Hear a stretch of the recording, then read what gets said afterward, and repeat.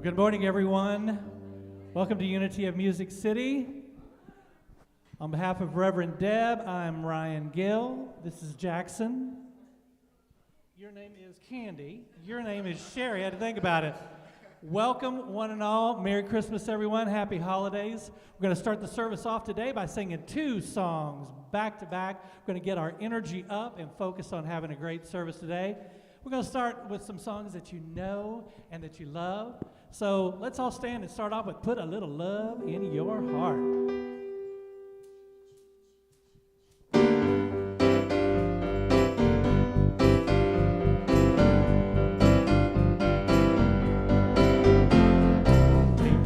Fellow man, give him a helping hand. Put a little love in your heart. You see it's getting late, please don't hesitate.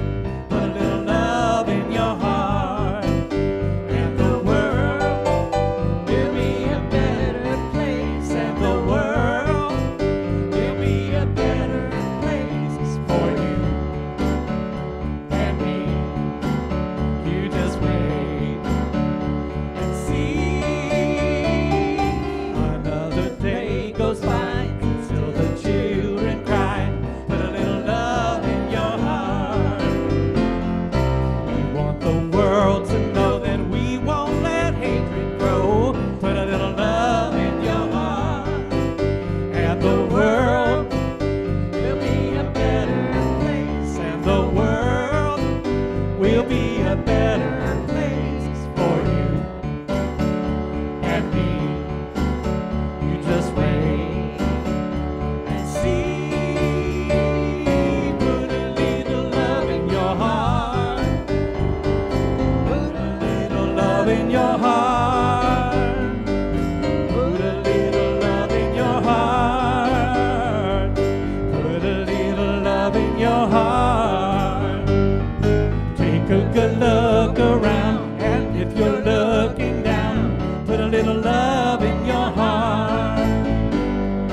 I hope when you decide kindness will be your guide, put a little love in your heart, and the world will be a better place. And the world will be a better place for you and me.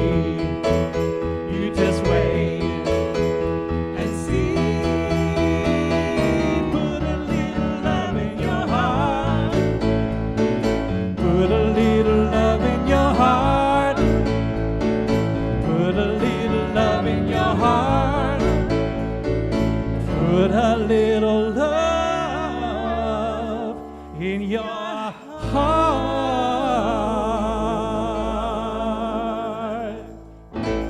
All right, remain standing. I think you might know this one also.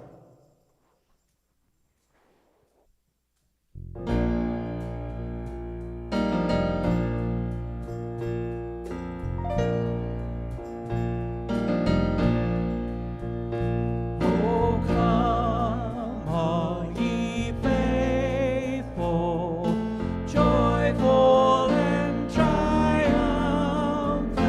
Oh, come ye,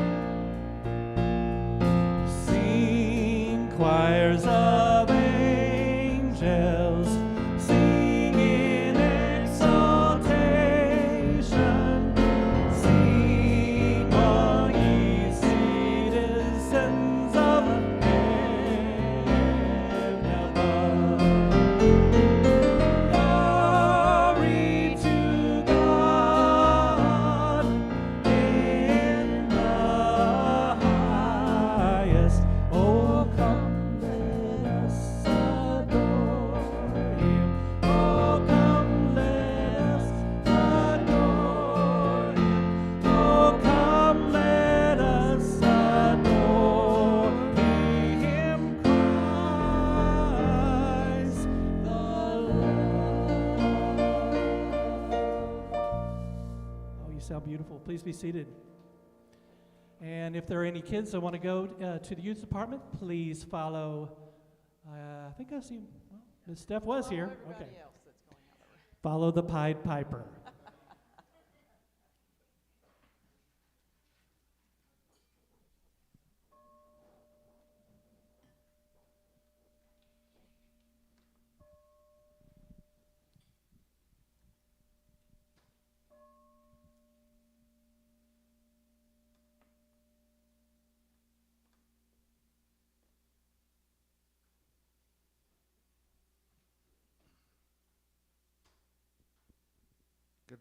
Good morning and happy Hanukkah, Unity of Music City. Happy Hanukkah. Let's begin this portion of our service by taking a deep centering breath.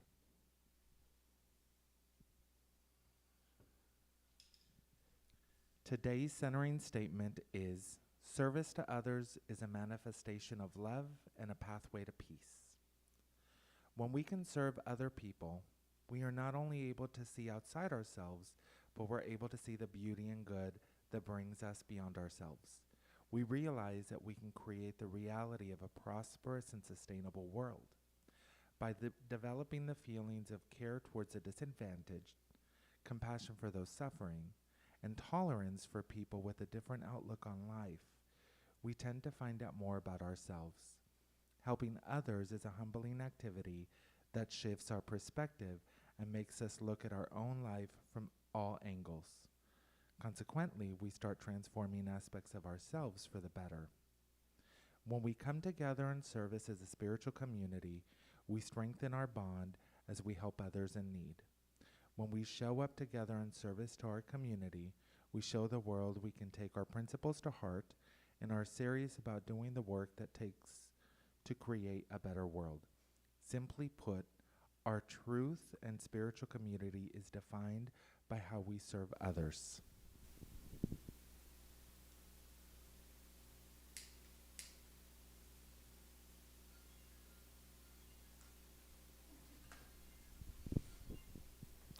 Now please repeat these affirming statements after me. I gladly and willingly give from my abundance to help others in need. I gladly and willingly give from my abundance to help others in need. When I help others, my life flourishes. When I help others, my life flourishes. I find joy in giving, for it reminds me that I am blessed. I find joy in giving, for it reminds me that I am blessed. And so it is. So it is. More truer words were never said. So welcome, everyone, to Unity of Music City, a place for authentic spiritual transformation. And what that means is that we are here for our own spiritual journey and to support you on your spiritual journey. We're happy that you're here today. We've got a lot of announcements to make for the holiday season and beyond. So Sherry, let's start with those. All righty. Yeah, lots going on. Our youth program is open to all youth today. Of course, we've got our group that exited the room. It's growing, seems to be growing every Sunday, so it's wonderful. Just a word about that. Next Sunday for the Burning Bowl, it's Family Sunday. Two Sundays. For the Burning Bowl Sunday, we're having our Family Day. So the children and the youth will be a part of us in here on that day. Take a seat. Ryan? Oh, okay. Well, if you have been living under a log for the last couple of weeks, I will let you know that we are in the midst of our holiday giving campaign here at Unity of Music City, and it is our very own holiday charity. So we're asking that you buy a new chair for yourself, your little tushy to sit in on Sundays. Obviously, we need to make that improvement. These are the chairs that we brought over with us from storage, and they are serving us extremely well, but we want something that is a permanent beautiful addition to our sanctuary. So all we're asking you to do is just buy your own seat. The suggested donation is $50, but whatever you give is great. Our goal is 60 chairs, so that we'll have a few extra. And when you write your check or you pay via PayPal, be sure to add a note that says, "Take a seat." So we look forward to that. Oh, and to give you an update, we have purchased 10 chairs so far, so we are well on our way. Thank you, Ryan. Please join us for, give us a hand. I mean, Give we're yourself working a it. hand. Yeah. It's gonna be beautiful We're doing in it. here. We're doing it. Please join us with a Christmas new moon service on December the 23rd at 7 p.m. This event will replace Sunday's December 25th service so that you may enjoy Christmas with your family and friends. There will also be a burning bowl, like we said before, on New Year's Day, January 1st, 2023. Whew. Wow. If you are interested in deepening your commitment to this spiritual community and to your own spiritual growth, we invite you to consider becoming a member. We seldom really talk about this, so we really want to share with you what leadership has had on their hearts. So if you're leaning that way or curious and want to know more, the class will be held via Zoom video conferencing across 4 90-minute sessions ending in late February. Okay.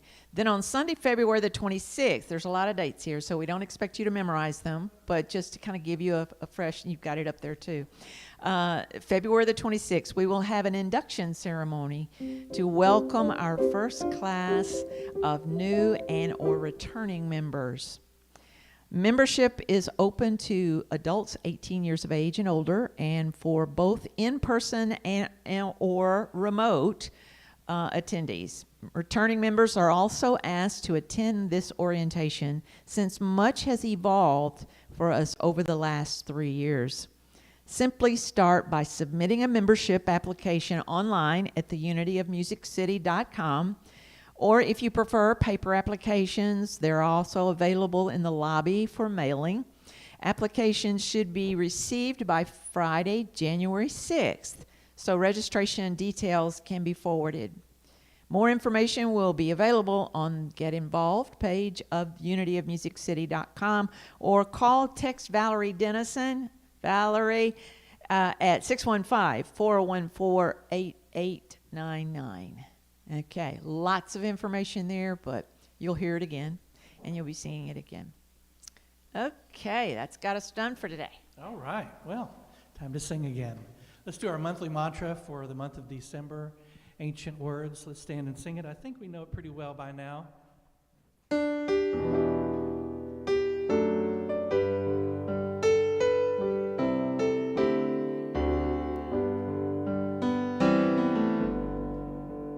Holy words, long preserved for our walk in this world. They resound with God's own heart. Oh, let the ancient words impart. Words of life, words of hope, give us strength, help us cope in this world where'er we roam. Ancient words will guide us home. Ancient words ever true, changing me and changing you. We have come with open hearts. Oh, let the ancient words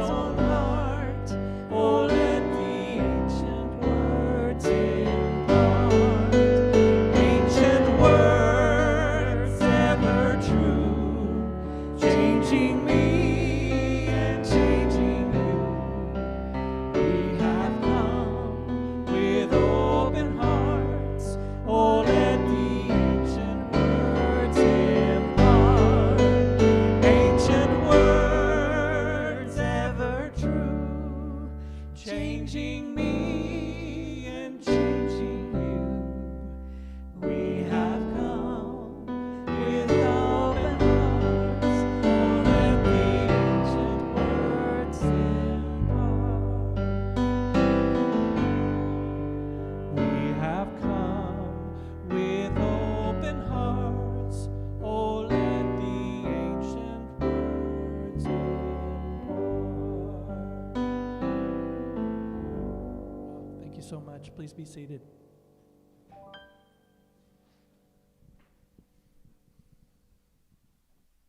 January 1st, 2023.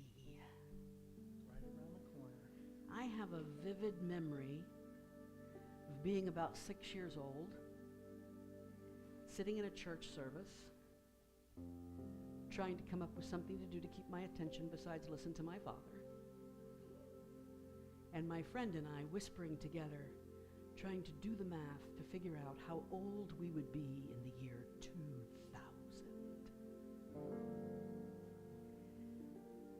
And it is an age I wish I still was. But now let's go into the place of timelessness. I invite you to settle into your chair and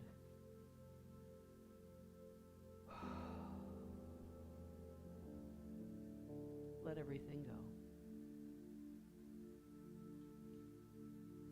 Lower your shoulders.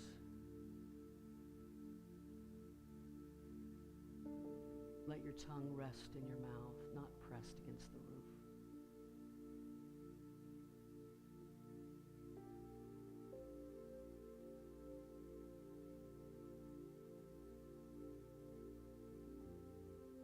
Send the command to your ankles and your wrists that they can let go.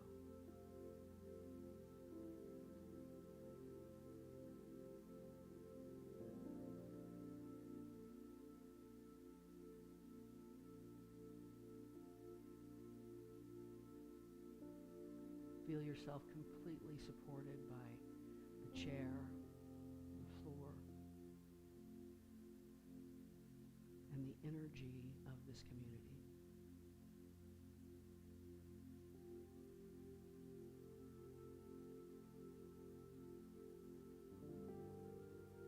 For a moment, imagine yourself as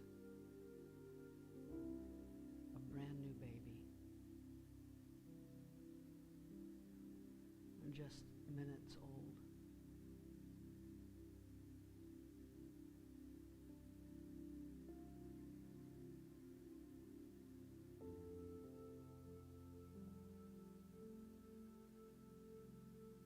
You've experienced an incredible massage from head to toe.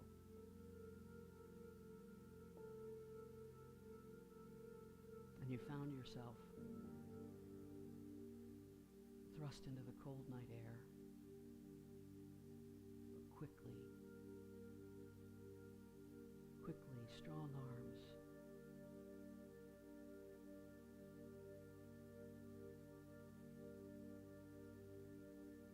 wiped you clean, wrapped a fresh sheet around you, bundled you tightly, and placed you in the arms of someone who felt very familiar.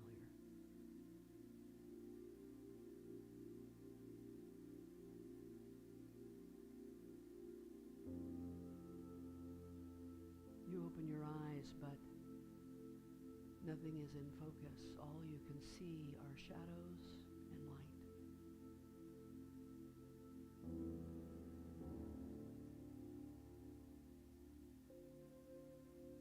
Until a large, round shadow leans in close to you. And you know that it is the face of your mother.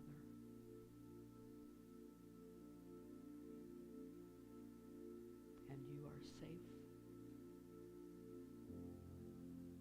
And you are protected. And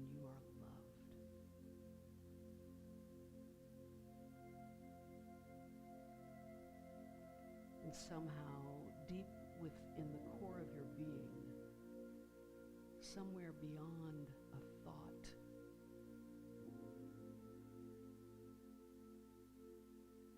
you know that you are giving love as much as you are receiving it.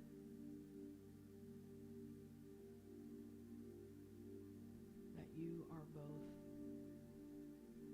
recipient and source.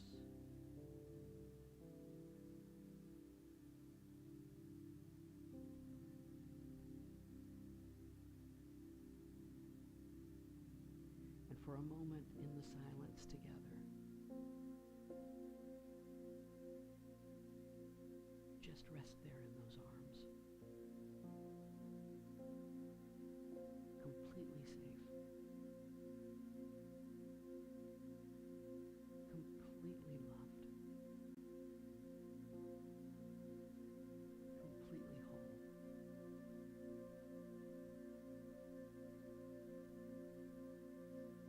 In the silence. In the silence.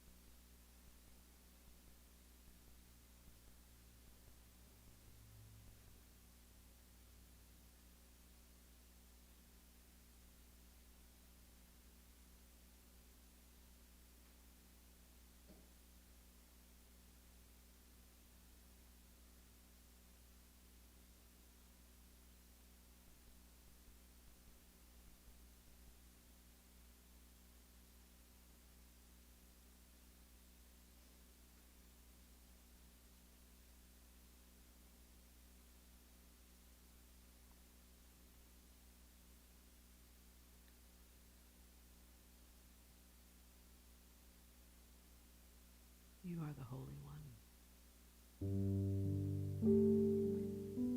You are the Christ child.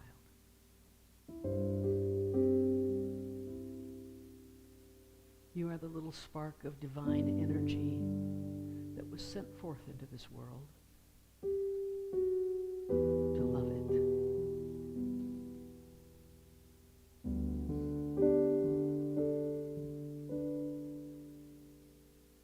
Your mission is divine. Your purpose is sacred.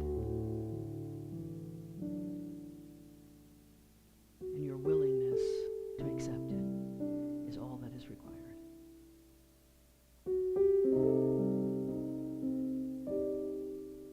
When you were born, love was born again and again and again. May that love be born anew today.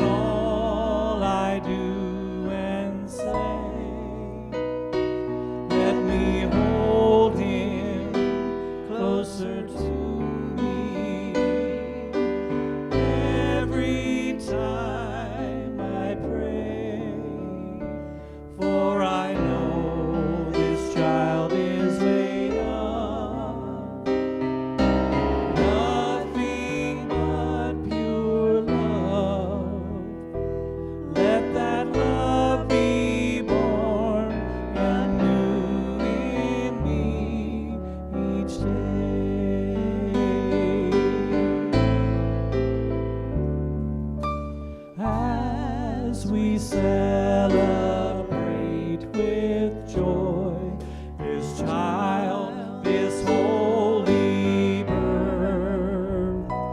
Let us see the difference we can make as a child of God on earth. Let me see him, let me be him in all I do and say. Let me hold him closer to me every time I pray. For I know this child is made of nothing but pure love. Let that love be born anew in me each day. Let that love be born anew in me each day.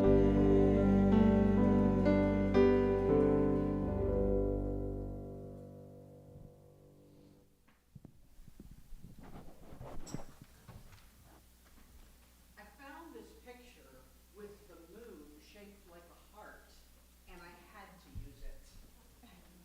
Like, I had to find a way to use that, Is your mic even on? if I had, it is on, I believe it's on. It's not on? I'm not getting sound. You're not getting sound. Can you hear me? You're on. I'm on? All right. I'm gonna go right here, Tom.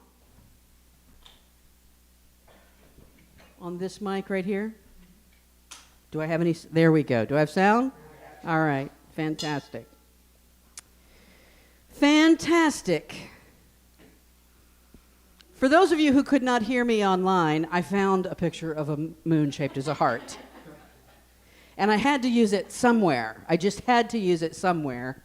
And so there it is. By the way, we got a lovely, lovely card at the church from Arlene in New Jersey, telling us how much she enjoys our service on YouTube. And I want to say hello to Arlene.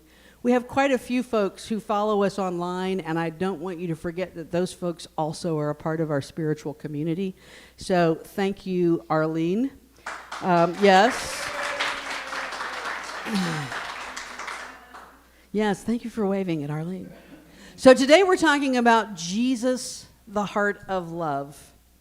And there we are. I do have this. As you know, we've been on this trip through Bethlehem, on the road to Bethlehem, on the way to birthing the Christ child. We talked about Jesus, the icon, and we talked about our ego nature, and we talked about Jesus, the teacher, and we talked about our reasoning, logos nature, and today we're talking about Jesus, the heart of love, and our spirit nature. This Friday night service, I certainly hope you'll join us. It's going to be really special. We're going to have a candlelight service. We're going to sing a lot of Christmas songs. We're going to talk again about the Christmas story. And hopefully, I know it's been a little bit confusing. Somehow Eve got thrown in there. It was probably me. But it's not an Eve thing. It's, of course, the 23rd, and it's a new moon.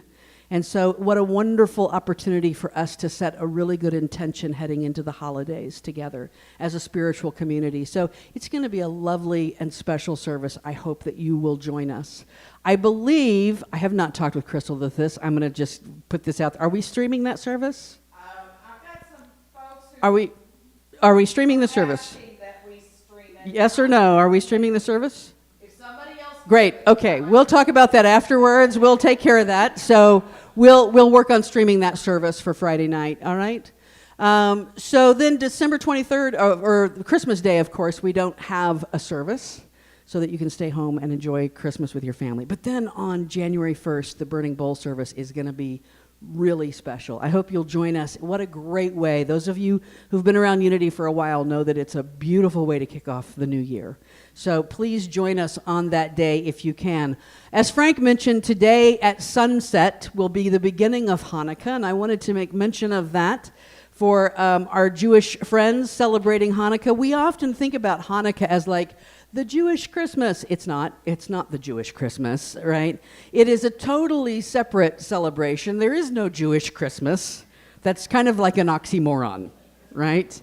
But Hanukkah is a celebration of a time about 200 years before the era of Jesus, when Jerusalem was a city started by a group of religious nomadic goat herders. All right? So the Hebrews were nomads. They wandered around, they had their sheep and their shepherds and all that kind of stuff. And then they built this great city called Jerusalem. They had two great kings, David and Solomon. They had a lot of kings, but only two of them were great. The rest of them were like Peter the mediocre. But so they had these two great kings. But after David and Solomon, we went through these eras where Jerusalem was constantly being like, it was a pretty important city, and so people would come and take it over, like the Syrians, and they'd run it for a while. And sometimes there'd be kings who said, well, we'll let the Jewish folks alone as long as they just don't make a problem. But then every now and then there would be a king, like I believe it was Antiochus IV, if I'm not mistaken, who came along and says, nope, we're going to make it against the law for you to practice the Jewish religion at all. And we're going to put a statue of Zeus in the temple. And so Hanukkah is the celebration of taking back the city and of rededicating the second temple to the Jewish God. And so, of course, as many of you know, the story is that there was only enough oil to keep the menorah lit for one night, and yet miraculously it stayed lit for 8 nights to give them time to go get more resources and make more oil. So Hanukkah is an 8-day celebration, also known as the Festival of Lights, right? And so it's all about, and because it's about a light shining in a dark world and restoration, and because it takes place on the 29th, I believe, 25th of Kislev, which is a Jewish month, which usually happens in November or December, we have associated it with a Christmas-type celebration, but it's not. It's a Jewish celebration about a very different thing. It starts today, which means this is one of those years where Hanukkah happens to go over Christmas Day, which is a little bit handy, I suppose. But at any rate, happy Hanukkah, happy Festival of Lights. So just as a reminder about this journey that we've been taking, we started off talking about our ego nature, and we learned that our ego nature is the actor, right? The ego is how we navigate our world. It's our mediator between our physical and our spiritual experience. So when someone says you're acting out of ego, yeah, of course, that's my actor, right? That's who does the acting in the world. I can ask myself, though, am I acting in my Herod ego, which is seeking power, which is seeking to overcome, which is seeking to control? Or am I acting from my Magi ego, which is coming to worship and serve, which is coming to be an adoration of the love that was born on that night, right? That Herod ego brings us separation, and our Magi ego guides us towards oneness. And so many times we learned that we are attempting in the spiritual journey to reach a kind of ego death. As long as you are upright and breathing, there is no ego death. You are the actor, right? And so what we do instead is we try to align all the parts of our beingness, our whole person, with the singular purpose of being love in the world. Right? And we learned, of course, then about our logos nature, our reasoning self, our thinking self, that is the mediator between our understanding and our acceptance. Because we can understand all day long, but until we accept what is ours to do on this journey, we're not a part of it. We're just an observer from the sideline. And we learned that, like Jesus and Joseph, that we must learn to accept the messages that we receive, to be critical thinkers enough to use our reasoning and use our logos to be able to say, are these messages of divine purity? Are they messages coming through? Am I able to receive them That's why we do all these years of study and years of trying to understand so that we know the clear messages because other messages are being sent all the time. All the time.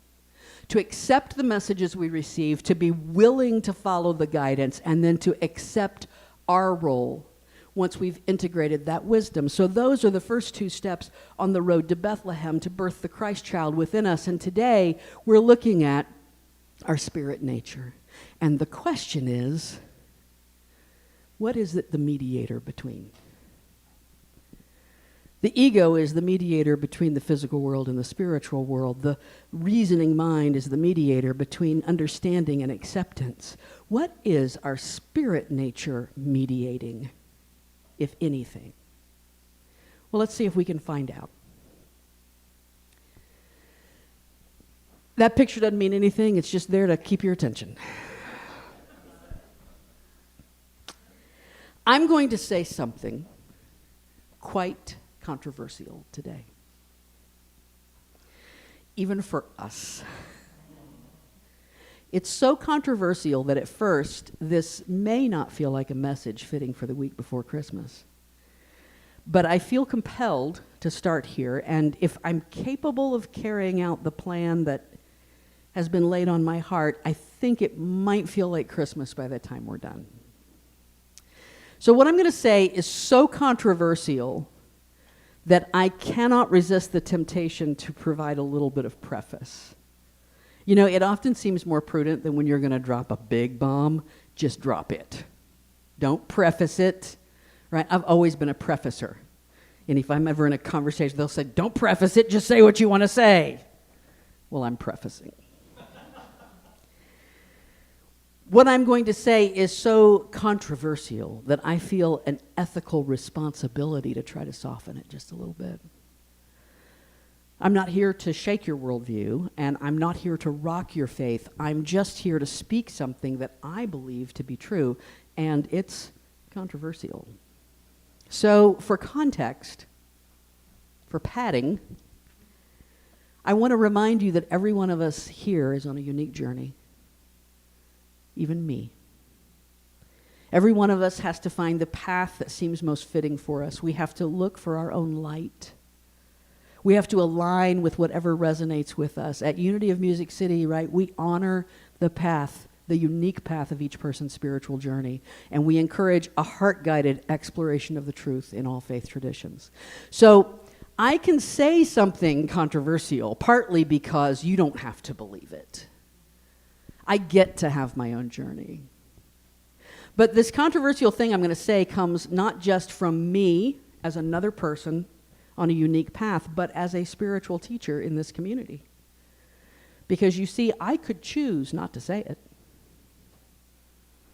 I could choose to let it remain personal, private, secret even, but I'm not. I'm going to say it. I'm going to be controversial.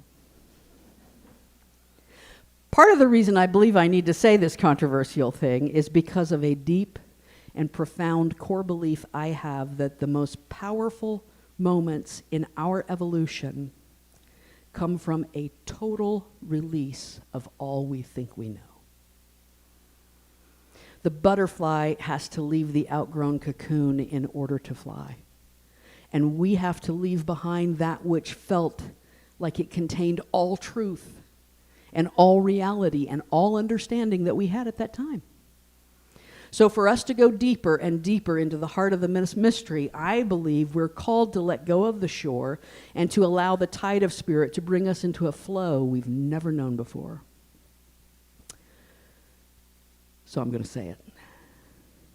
I'm going to say this controversial thing. Are you ready? There is no God.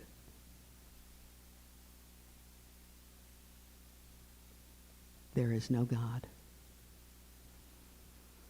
There is no white God-man sitting on a white God cloud in a white God heaven. There is no being named God who orchestrates the universe from a perch in a different dimension and answers our pleas. God is not a being. God is not a man. God is not a woman. God is a moment. God is a moment between two people when they decide to see each other as whole and not broken. God is the laying down of a burden that has been heavy for far too long. God is the answer that came just in time. God is the answer that never came. God is the righteous anger that alerts us to injustice. God is the holy instant of connection. God is the energy of healing and grace in the face of pain and violence. God is the compassion that offers a plate of food to the hungry and water to the thirsty. God is life. God is in the universe as its constant breath. God is the instigating feeling that moves us to fill another's need. God is the reflexive action to shield the vulnerable from bullies. God is the recognition of inequity and the willingness to lean into inclusion. God is the comment or the look or the action of a stranger that somehow helps us heal a pain from our past without them even knowing it. God is a mother whose love is so infinite it can only be divine. There is no God. There is only love. God is the heart of love. The very heart of love. And when we talk about Jesus as the heart of love, we talk about Jesus as God.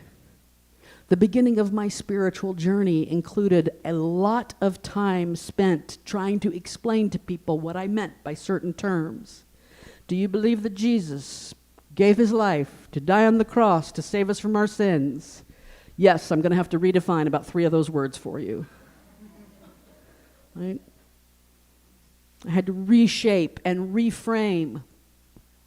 And thinking of Jesus as God was part of the struggle and the rub there. Well, I'm God too. Well, Jesus is divine. Well, I'm divine. We're all children of God. Jesus is a master teacher. What do we think about Jesus?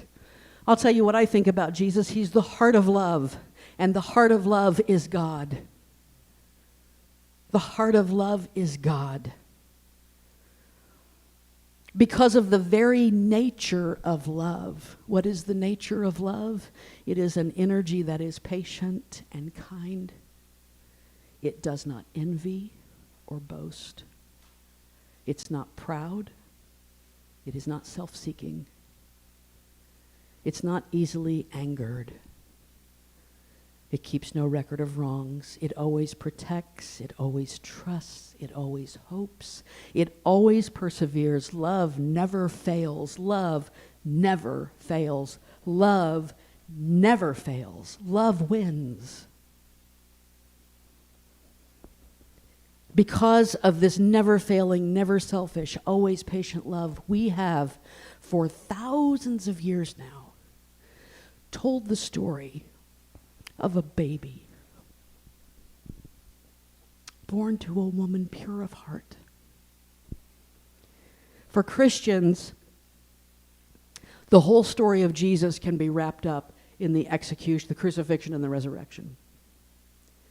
For the whole world, the whole story of love can be wrapped up in the birth of this baby. This baby who became the icon for all in the world. We've told this story and we've written songs, and in much of the world we've created a celebration around it that is widely seen as the most special time of the year. I mean, this is it, isn't it? We all live for Christmas. All year long we live for Christmas. We engage in this spiritual journey.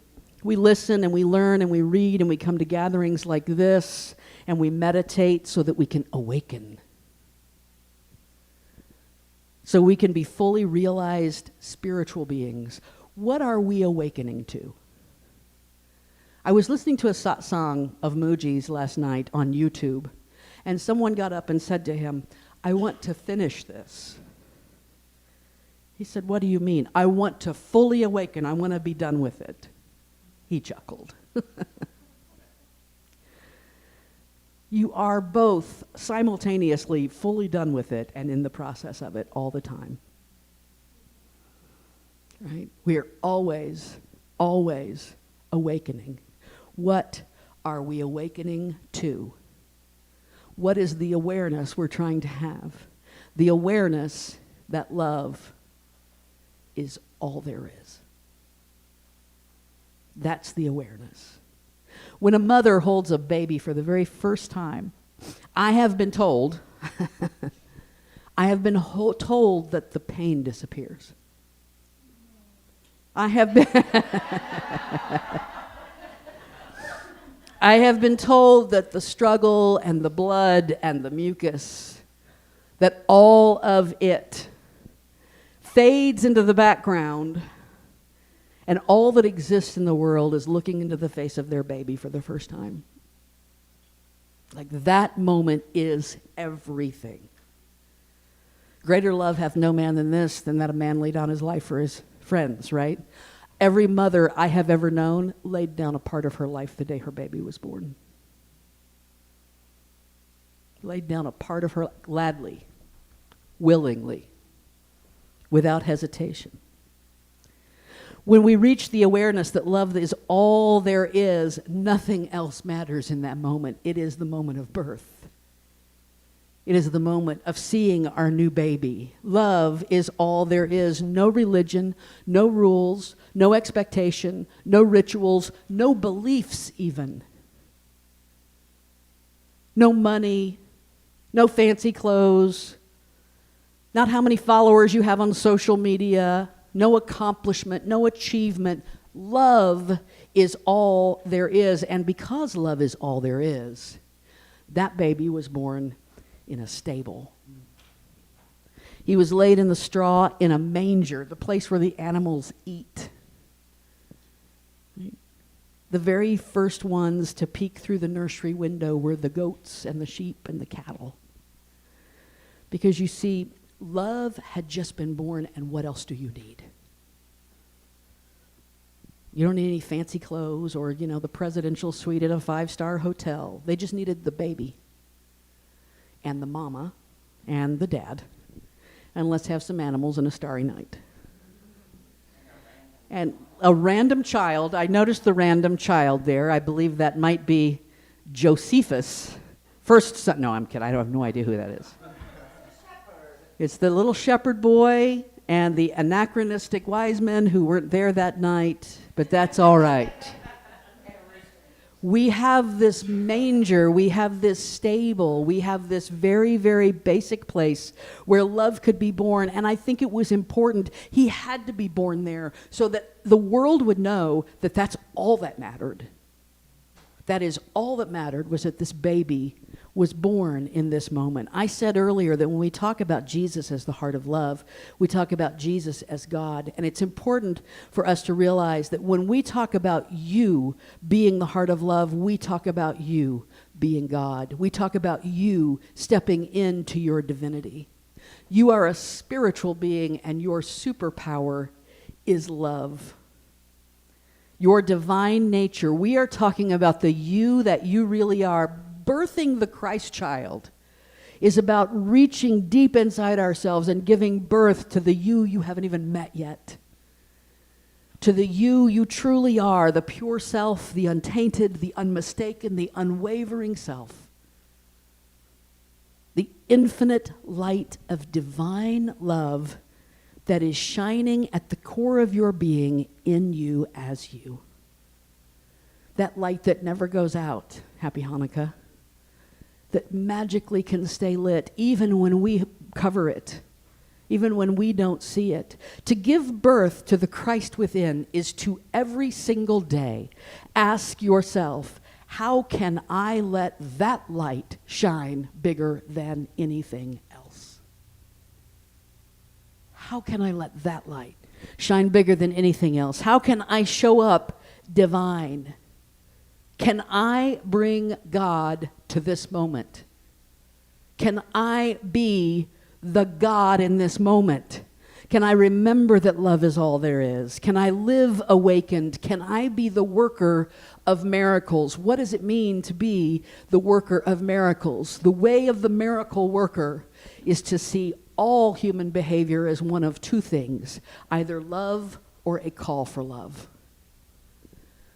It may be the single most profound thought I think Marianne Williamson ever gave us.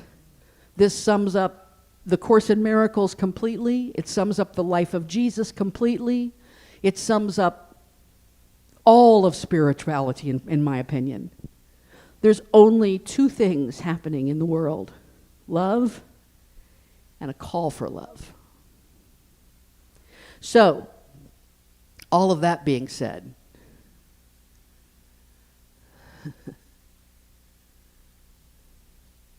there we go. Our spirit is the mediator between, remember our ego is the mediator between physical and spiritual experience, and our reasoning, mental capacity is the mediator between understanding and acceptance. And our spirit is the mediator between the call for love and love. That is the sinew that steps in and connects those two things together. Because the call for love is in need of one thing. There's only one need: the need for love. It is the part of us that knows that love is all there is. It is the energy of every solution, every healing, every relief, every understanding.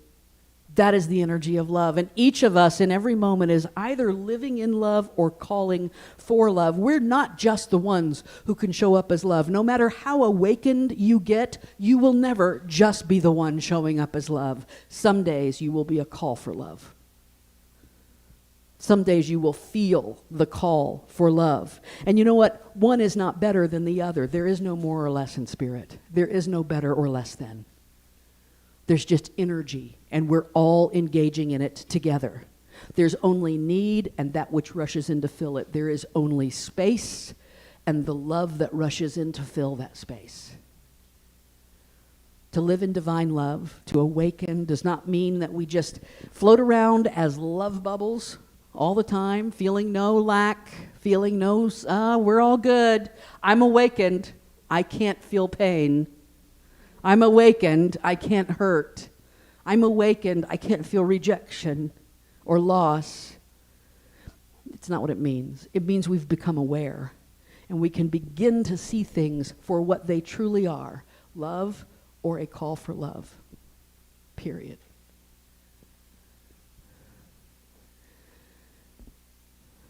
The baby that is born brings both love and it needs love. I mean, isn't that kind of the uniqueness of the baby? Those of you who've held a baby in your arms know that. You have brought so much love into my life, and I feel so much love going toward you.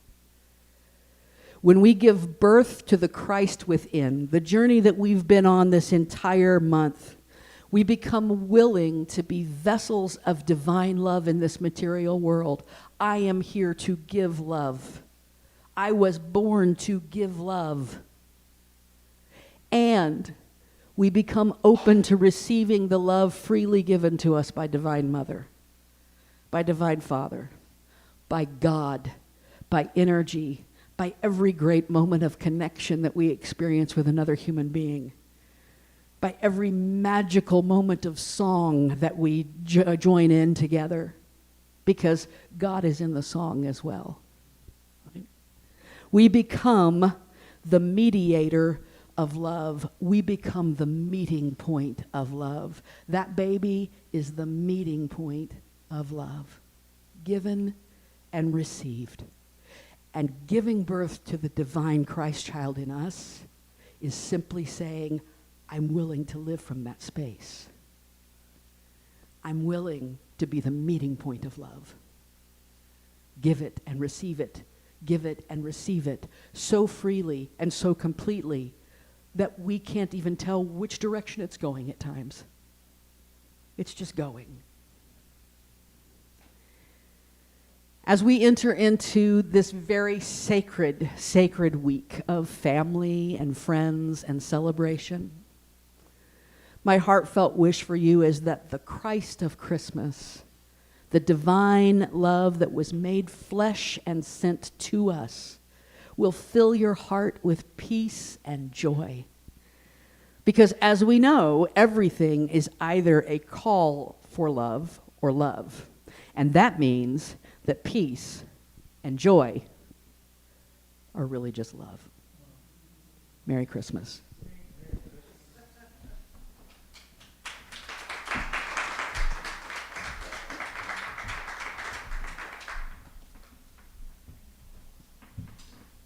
Peace, love, and joy. That's what we talk about this time of year. Sometimes it goes in one ear and out the other because we have shopping to do, right? Not for us, though. Thank you, Reverend Deb, because we need to be reminded of that. We need to be reminded of how grateful we are to have such a spiritual community that we can come to and remind us of these things and support each other along our journey. We are truly grateful, and that reminds us of our giving. So we give back to the place that spiritually feeds us, and we give back with our time, with our talents, and our treasures. So 3 different ways that you can support your spiritual community. And so let's think about that as we look at the ways. We all know how we can give, and let's go to our offertory affirmation. Let's all say it together. Divine love flowing through me blesses and multiplies all that I choose to give and all that I am open to receive. Let's sing this prayer. Thank you, God.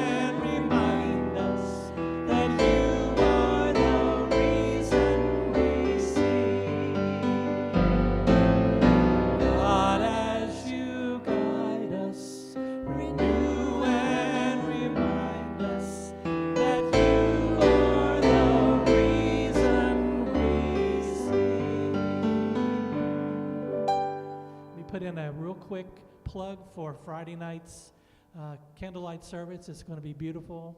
It's going to be a great way for us all to connect together in the true spirit of this season. So keep that in mind as you're scheduling out your week. We'll see you on Friday. Let's all stand. Sherry, will you lead us in the prayer for protection? I will. The light of God surrounds us. The love of God enfolds us.